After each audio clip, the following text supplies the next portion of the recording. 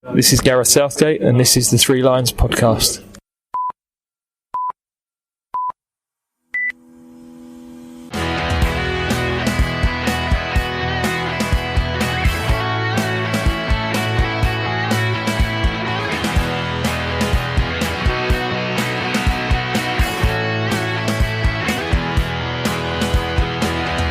Welcome along to the Three Lions podcast, an independent England supporters podcast. If it's your first time, hello, my name's Russell Osborne, an England regular, home and away since 1996. In the past year or so of producing and hosting this podcast, I've been fortunate enough to speak with Gareth Southgate, Gary Lewin, Peter Taylor, Graham Lasso, Alex Scott, and all have been good enough to give an insight into what it's like to play for, manage, and represent the Three Lions. I'm pleased to say I've another interview for you. Gary Stevens, the former Brighton, Tottenham and Portsmouth defender, has been good enough to speak with me. That's coming up very soon. I'd love your feedback on it. If you enjoy it, please spread it around to your friends. Like and subscribe on your chosen podcast platform. If you'd be good enough to leave a positive review too, that would be great. I'm working on some more to come later in the year, and I feel truly honoured that they all feel comfortable to speak with me and trust me to put this together.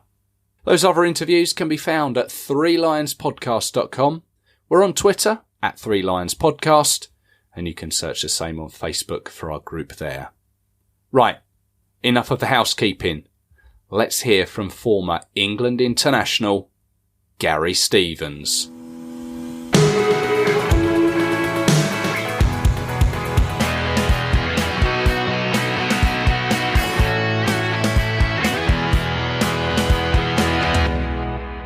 Now, with 7 senior England caps to his name, World Cup appearances too, I'd like to welcome to the Three Lions podcast, Gary Stevens. Hello. Hello, and a very good afternoon, good evening. Welcome. I'm delighted to join you. Thanks for contacting me, and I'm looking forward to having a chat with you. Oh, well, great. Well, thank you very much for joining us. We're speaking to you remotely as you're currently in Thailand. You went from Brighton to Tottenham to Portsmouth and to Thailand. We'll speak about how you got there very soon, and I'd like to add that this is Gary Stevens of, as I say, Brighton, Tottenham and Portsmouth fame, rather than Everton and Rangers, which I think you've been mistaken for, I guess. Yeah, that's happened on a few occasions, in all honesty, and there's been a few jokes over the years about it. You know, which one of us is the better-looking Gary Stevens, and amongst other things, yeah. But all good fun. Good stuff.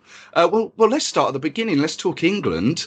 You won 8 caps for the under-21s and done something that not many have. You won a tournament with England, didn't you? The 1984 under-21 European Championships. Yeah, it was a great achievement, I guess, because it's always difficult to win a trophy, be it club level, international level, full under-21s, whatever. And again, when you look back to 1984, it was against Spain in a 2-legged final. And, you know, when you look at the pedigree of the Spanish football in particular these days, it was a great achievement for us. You know, I enjoyed my time with the under-21s. Howard Wilkinson was in charge for a while. Dave Sexton was in charge for a while. And it also gave me an early sort of understanding of international football. I'd had England schoolboy trials, not got involved. I never had anything to do with the England youth setup as such. And I managed to work my way into the under-21 squad. And it was just a great experience all round. You know, you're training with and playing with players who, you know, a lot of the time you were a competitor of from another club. So I enjoyed it. Yeah. Do you think that's important to get like an early grounding, say with the under-21s in your case, before moving on to the seniors? I don't think it's crucial, but I think it can certainly help. And I don't see that it does you any harm whatsoever. So, you know, the FA at the moment are kind of building a a real pathway through the underage sides into the under-21s, into the senior team, because they believe, and I would tend to agree with them, that, experience in international football at any age group that's appropriate to you can and almost certainly will stand you in good stead for when and if you do get in the senior side. Right. Yeah, I agree with that. Well, for those that aren't aware, the under-21s tournament in '84, you beat Greece, Hungary, and Denmark. Then France as well, smashed them 7-1 in the quarterfinals, and Italy in the semi-finals. So it was Spain in a two-legged match. The first one was in Seville, and then the second leg at Bramall Lane. There were some decent players in both sides, really, weren't there? Mel Sterland, Paul Bracewell, Steve Hodge as well, Mark Haitley, who you went on alongside at the senior level, and even in the Spanish side, Butcher Guainio, Michel, and Zubizarreta, who we may have remember. Well, yeah. I think it's amazing, really, the amount of fallout between an under-21 side and not actually getting into senior international football and falling by the wayside. But for me personally, 1984 or the 83-84 period was quite incredible, because I'd been at Brighton Football Club, and although we got relegated at the end of the 82-83 season, we got to the cup final against Manchester United, and with the exception of the result, everything else was fantastic about it, and I managed to score a goal in the cup final, a boyhood dream, and off the back of that, I got transferred to Tottenham, and at the end of my first season, which was very difficult at Tottenham because I found it hard to adjust to the demands of a bigger club and the demands of a more demanding fan base as well. We got to the UEFA Cup final at Spurs, and it was a two-legged final against Anderlecht, which we eventually won after extra time and penalties, and I took a penalty in that. And just before the second leg of that UEFA Cup final, we'd played the first leg of the under-21 final for England against Spain, which was a big test, a great atmosphere, and I was thrilled to be part of it. And it was coming away from that a couple of reporters spoke to me and said, well, Gary, you've got the UEFA Cup final on this date, and the very next night, you've got the European Under-21 Championship second leg of the final. How's that going to work? And my reaction was, well, I'll play in both of them. In reality, that was never going to happen. And of course, I played for Spurs in the UEFA Cup final, second leg at White Hart Lane. And then I had to just follow, in actual fact, he was on the radio the following night, the game where the Under-21s played the second leg against Spain in Sheffield. And although I would love to have been there, it was just kind of too much of a hike to get up there to watch the game in person after the celebrations of the night before. But I was thrilled, obviously, that the boys won that game overall, and I picked up in 1984 a UEFA Cup winners' medal and the European Under-21 Championship winners' medal. So it was a kind of a bit of a golden year for me, wasn't it? Just well, great stuff. So I mean, you then progressed up to the senior side. Bobby Robson was in charge then, wasn't he? What was Bobby like? Well, Bobby was a fantastic man, in my opinion. My footballing career started pretty much in Suffolk. I'd moved out of London. We moved up to Suffolk as a family, Bury St Edmunds, and the nearest club was Ipswich Town. So I played sort of West Suffolk schools, and that led into Ipswich Town. So I was going to Ipswich Town from the age of 11 until I was 16, which was 1978. And Bobby Robson was the manager of Ipswich at the time. And it was actually Bobby who called me into his office. He didn't leave it to the youth team guy. This was the type of man that Bobby Robson was. Bobby Robson called me into his office and sat me down and said, listen, son, we're sorry, but we're not going to offer you an apprenticeship here at Ipswich Football Club.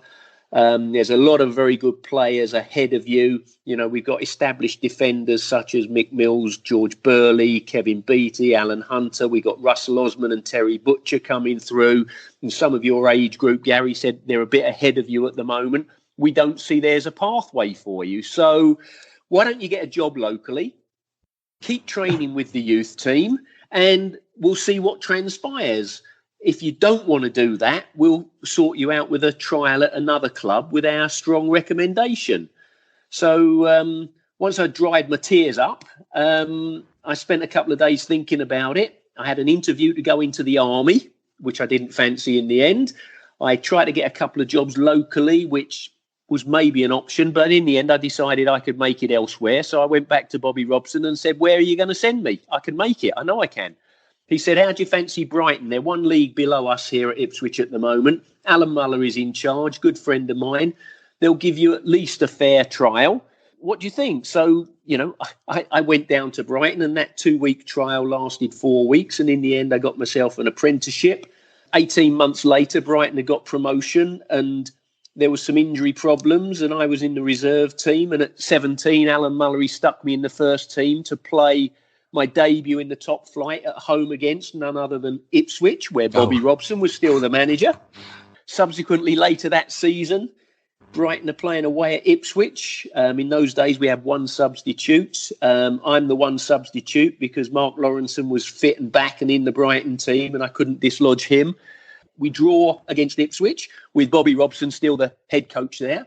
And then ultimately, Bobby picked me to play for England as well. So, Bobby Robson played a huge, huge part in my career from, the age of 11 until sort of late 80s when I eventually couldn't get myself back into the England squad. So, Bobby Robson for me has always been one of the greats in football. Nice. That's really good to hear. And you made your debut at Wembley against Finland, 17th of October 1984, half-time sub for Mike Duxbury. Was that Bobby that told you the change was going to happen? How did you feel about it all? Well, I'd been in a few squads, and I was an ideal man to be in a squad because I could play in a number of positions. I was regarded as a bit of a utility player. I did it for Brighton, I did it for Spurs, and ultimately I did it for England as well.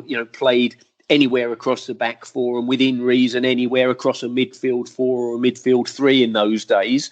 So, there I was on the bench at Wembley. The game wasn't televised, I remember, because there was some TV industrial dispute.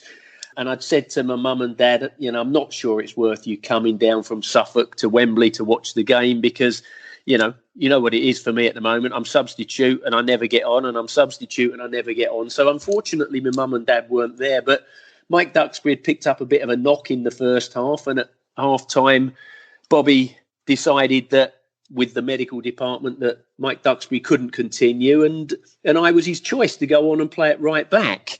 Yeah, I think it's your business, isn't it? It's your trade. It's what you do. It's what you know. And I don't think there's any great time for nerves. And if you're confident in your own ability, you go out there. And it wasn't the most demanding of games for us, which we eventually won 4-0. I think I probably got more verbal stick off Peter Shilton in goal because I was flying forward all the time. And Shilts was not only a great goalkeeper, but he was a little bit cautious at times and wanted his back four just to sit nice and solid in case. And I'm saying, well, there's no threat. We can, come on, we can go on and we get more goals. And I'm getting forward. Not that I would ever question Shilts' knowledge, certainly not when I was, 22 years of age in the England team, and he must have amassed over 50 odd caps by that stage as well. What was Wembley like? As you say, you mentioned Wembley. You scored there, and you played again with Tottenham. What was the old Wembley like? Well, I loved it. It's an iconic stadium. You talk about Wembley in a football environment anywhere in the world, and people know that it's, the home of English football in London. So yeah, I loved it. Was it a great stadium with that dog track round it and with some poor visibility with the some of the poles and posts in the way and what have you? Maybe not, but it had so much history attached to it. So many great games from years prior, and of course arguably the greatest one with England lifting the World Cup there in '66. So for me, it was, as a young kid, I've already mentioned it. I wanted to play in a cup final. I wanted to score a goal in a cup final. I wanted to play for my country. I wanted to play for my country at Wembley. So, again, that was another little hope and ambition of mine that I could put a tick alongside when I got on for England at Wembley in a World Cup qualifier. Certainly ticked all the boxes, haven't you, there? Further England games, you played away to Turkey, Northern Ireland. There was a Rouse Cup victory over Scotland as well, which I guess was always a game to be part of. Yeah. Yes, it was sort of end of the season in 86, and obviously it was leading up to Bobby Robson announcing what would be his England 22 to go to Mexico 86. So there you go, England 22, not a 23 as it is these days. Ah, yes. And I came on as a sub in the second half of that game, and I came on for Peter Reid in midfield because he had picked up a bit of a knock. And then later on in the game, I slotted in at centre half while Terry Butcher had a little bit of attention paid to him. He'd taken a bump, but he came back on, I think. And then Scotland had Richard Gough playing at right back, and he was flying forward, and they were knocking these long diagonals up to him above Kenny Sanson, our left back's head. And in the end, Bobby Robson decided to take Kenny Sanson off, play me at left back, and bring somebody else into midfield. So in the course of less than half a game, because I came on in the second half, I actually played in three positions. I played in the middle of midfield, I played central defender, and I played left back. And as we're leaving the pitch at Wembley afterwards, having picked up our winners' medal, got to get that one in, the winners' medal against Scotland in the Rouse Cup in 86, Bobby Robson came across to me and he said, "You are useful." It was definitely useful, not useless. He said, "You are useful." And I absolutely knew at that point that I was going to end up in his squad of 22 for the World Cup Mexico 86. Oh, great. Well, first of all, I assume that Rouse Cup winners medal is still on your sideboard there. But that's got to be the highlight, hasn't it, being picked for the 86 squad? Well, yeah, I think it's right up there for sure, because, as I said, I've referred a few times, haven't I, to my schoolboy dreams and my hopes and ambitions as a young kid, and one was definitely to play in the World Cup for England, playing the World Cup finals for England. So, yeah, it was amazing. I was actually at home at the time. I was in the back garden at my house in Broxbourne in Hertfordshire at the time, which was where I was living when I was playing at Spurs. And my girlfriend, she might have been my fiancée, she ultimately became my wife, came out into the garden and said, "You've been picked. And I said, "How do you know? How do you know?" She said, "I've just seen it. It's on teletext." Do you remember the days of teletext? Yes. That's exactly how I found out. The squad had been announced, and my girlfriend told me that she'd seen it on the TV on teletext. Obviously, subsequently, the club were advised, the club spoke to me, England spoke to me, I got the official letter, etc., etc. But again, going back to 86, very different days as far as communication and processes are concerned. Amazing on teletext. So you came on as a sub against Morocco, then again against Paraguay. And I don't know if back then assists were counted or looked upon as much, but you got a World Cup assist, didn't you, squaring the ball to Gary Lineker? Well, I'm glad you mentioned that, because if you hadn't have done, I was going to do so. But the first game you mentioned, Morocco, which was a group game, we'd lost to Portugal in our first game out there. And Portugal were nothing like the footballing force that they are these days. So it was a big shock. Then the game against Paraguay, Brian Robson dislocated his shoulder. He'd gone out there with a shoulder problem and he dislocated it. And then Ray Wilkins got sent off. So England were down to 10 men, and Bobby Robson sent me on and sacrificed Mark Haitley up front. And it was just a case of, well, it's 0-0. We're down to 10 men. Can we hang on and get a point out of this? We did. And, I felt I played my part in doing that. But, it was just a case of working hard and pulling together. And so after 2 games, we'd had 1 defeat and 1 draw. And we were staring, extinction or the exit to the tournament square in the face. The next game was against Poland, which I wasn't involved in. I sat on the bench again. Lineker did the honours with a hat trick, if I remember correctly. And suddenly we were into the last 16. We then moved to Mexico City, and we prepared for that well because although we weren't playing at altitude, we'd been staying at altitude and coming down to play lower level in the group stages. So we're now Mexico City, we're at altitude. And the Azteca Stadium was monstrous, but the pitch was absolutely shocking. The surface was dreadful. We're playing Paraguay into the second half. Peter Reid struggling a little bit with a knock. Bobby Robson made the substitution. I went on for Peter Reid in midfield.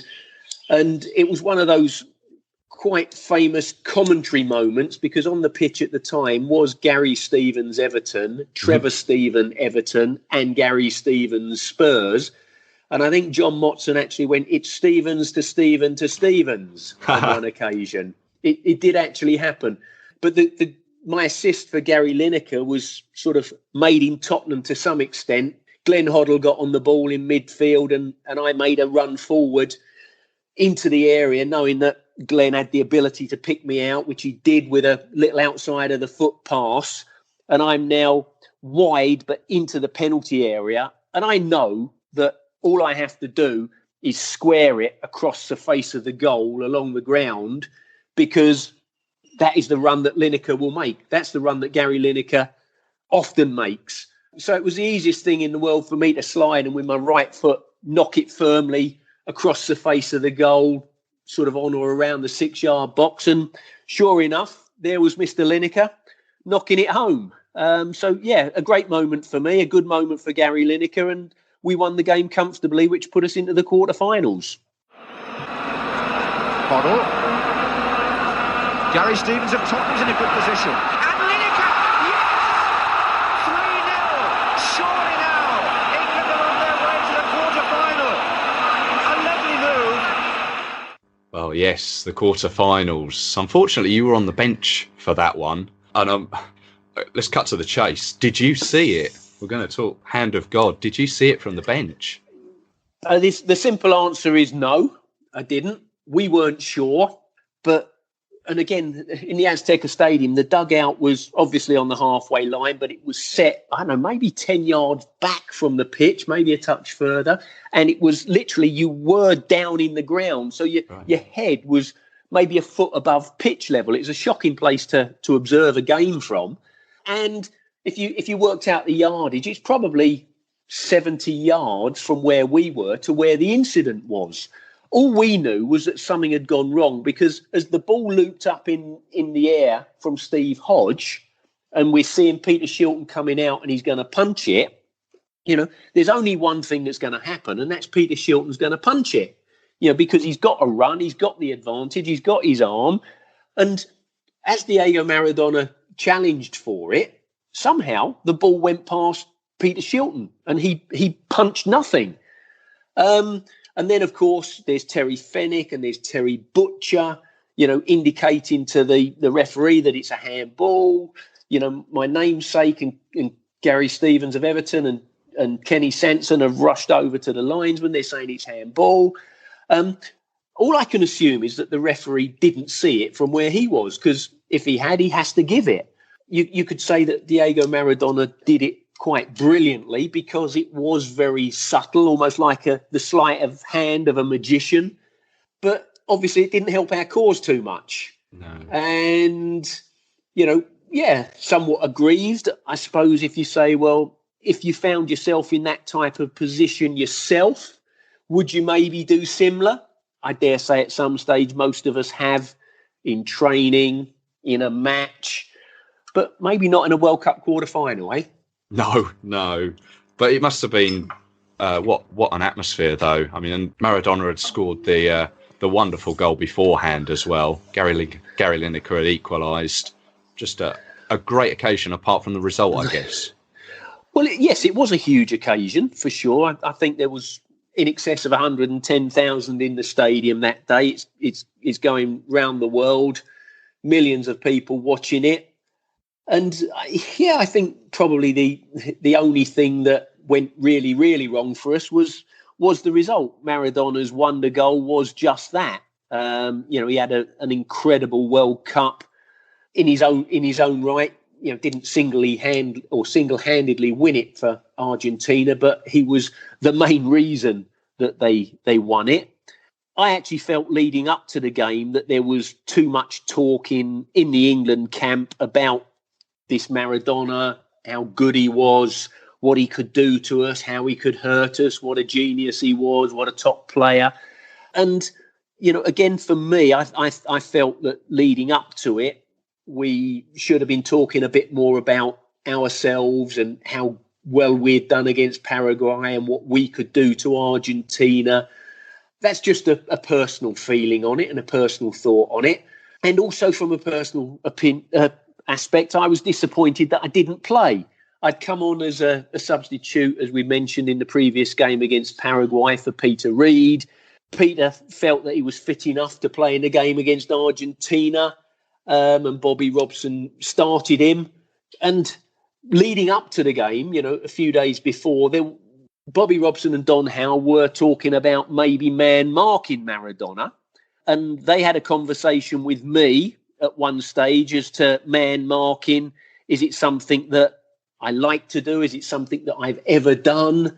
How would I feel about it? In the end, they decided that wasn't the way to do it. And we didn't man-mark Maradona as such. But I can't help looking back and thinking, well, if I had been given that job, because at the time there was no doubt about it, I was super, super fit. If I had been given that job, it just might have made me, but it could have absolutely wrecked me football-wise and psychologically. Oh, yes. Not worth, well, I say not worth thinking about, but I guess you always do and you always will. Yeah, I think that's possibly the biggest issue and problems a lot of players have at the end of their careers, that what if scenario. It's hard to win tournaments and it's hard to win trophies. And, in my career, I managed to win 2, which we've touched on, the European Under-21 Championship with England in 84 and the UEFA Cup with Spurs in 84. But I played in 2 FA Cup finals and I lost them both. I played in 1 World Cup finals, Mexico 86 as we're talking about. And but for an amazing Diego Maradona goal and an illegal goal, the Hand of God goal, who knows? I might actually, with my England colleagues, have ended up getting to the semi-final, the final, and winning it. You just don't know, do you? And I think that's the tough bit to take. And you never know when your next chance might come along. And for me personally, my last appearance for England was in Mexico 86 against Paraguay. I was in a couple of squads after that, but then I had some injury problems. And that's it. It's over. Your chance has gone. You've had your day and you got to get on with the rest of your life. Yeah. That will be the position of every footballer, I guess. And that includes the current crop of England players. Moving forward to the here and now, what do you feel for Gareth Southgate and his team and the future for those players? Well, I'm thrilled the way things are progressing at the moment. The youth that's coming into and through the system and breaking into the senior side, the way they performed in the World Cup last year in the finals, was fantastic. Did they overachieve? Well, maybe. It wasn't particularly expected, but I thought there was a freedom about their play generally. Yes, you need a bit of good fortune, but again, I'm a great believer that you make your own fortune as well. I really enjoyed the World Cup from an England perspective. We've got a lot of respect back, and we had fallen from grace quite a long way, unfortunately. Yeah, no, future is bright. I agree. Now, as we mentioned, that you went from Brighton to Tottenham to Portsmouth, your England career, and did you go to, was it Azerbaijan as well for a bit of coaching there? Yeah, I've had an interesting career. When I packed up playing football, rather than go into coaching and management, I actually went into the media and spent, a good 10 or 12 years doing that as a freelance with all sorts of outlets. Enjoyed it very much, wanted to get back into football, got my coaching qualifications, all sorted out, started at Charlton Athletic as part of the academy there, where I took the under 23s or under 21s, I think at the time, stroke reserve team. Ran my own coaching business for 4 or 5 years, and then I had the opportunity to go to Azerbaijan. A friend of mine became the director of football there, and they decided they wanted to go for it a little bit with a club called Gabala in Azerbaijan. He didn't think that I quite had the credentials they were looking for, and ultimately they took Tony Adams, but they wanted me because I'd learnt a lot about the club and the country and everything over a period of time. They wanted me to go as an assistant to Tony Adams, which he was happy with. So I had a couple of years in Azerbaijan coaching, which was a great experience, the culture, the language, the climate. That led on to me when we both left the club, taking a position with Sligo Rovers in the League of Ireland, where they just won the league. And my first season there, we managed to win the FA Cup of Ireland. And then the second season, we won the Setanta Cup. We played in the qualifying rounds of the Champions League against Mulder, who Ole Gunnar Solskjaer was then at the time head coach of. And subsequently between there and Cardiff, he went back. And of course, now he's at United.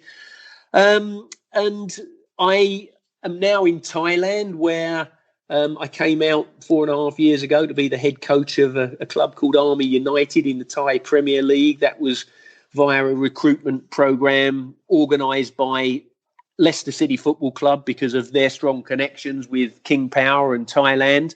I went on and became the head coach at another club. I've really enjoyed the culture, the climate, the cuisine, the lifestyle out here. I've stayed out here. I do some media work, which takes me across to Malaysia to cover the English Premier League for Astro Super Sports.